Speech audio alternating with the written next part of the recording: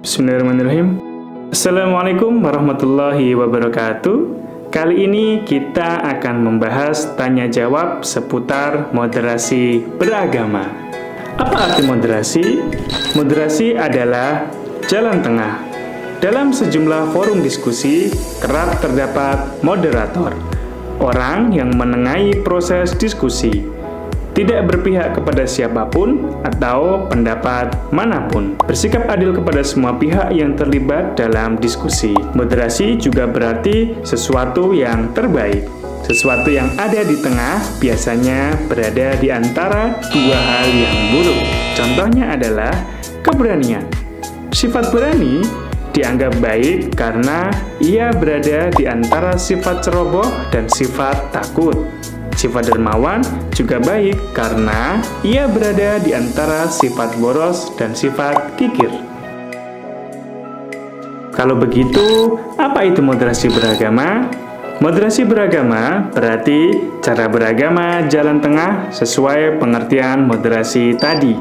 Dengan moderasi beragama, seseorang tidak ekstrim dan tidak berlebih-lebihan saat menjalani ajaran agamanya. Sedang orang yang mempraktekannya disebut moderat. Bisa disebutkan contoh beragama yang berlebihan? Bisa dong. Contoh paling gamblang adalah ketika seorang pemeluk agama mengkafirkan saudaranya sesama pemeluk agama yang sama hanya gara-gara mereka berbeda dalam paham keagamaan. Padahal hanya Tuhan yang Maha Tahu apakah seseorang sudah masuk kategori kafir atau tidak. Seseorang yang bersembahyang terus-menerus dari pagi hingga malam tanpa mempedulikan problem sosial di sekitarnya bisa juga disebut berlebihan dalam beragama loh. Seseorang juga bisa disebut berlebihan dalam beragama ketika ia sengaja merendahkan agama orang lain atau gemar menghina figur atau simbol suci agama tertentu. Dalam kasus seperti ini, ia sudah terjebak dalam ekstremitas yang tidak sesuai dengan prinsip-prinsip moderasi beragama.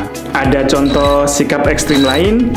Ada. Misalnya, seseorang menyantap makanan atau mereguk minuman yang jelas-jelas haram menurut ajaran agamanya hanya karena alasan toleransi kepada umat agama lain, atau merusak rumah ibadah karena tidak setuju paham keagamaannya. Sikap ekstrim lainnya adalah mengikuti ritual pokok ibadah agama lain karena alasan tenggang rasa. Ini semua tidak bisa dibenarkan.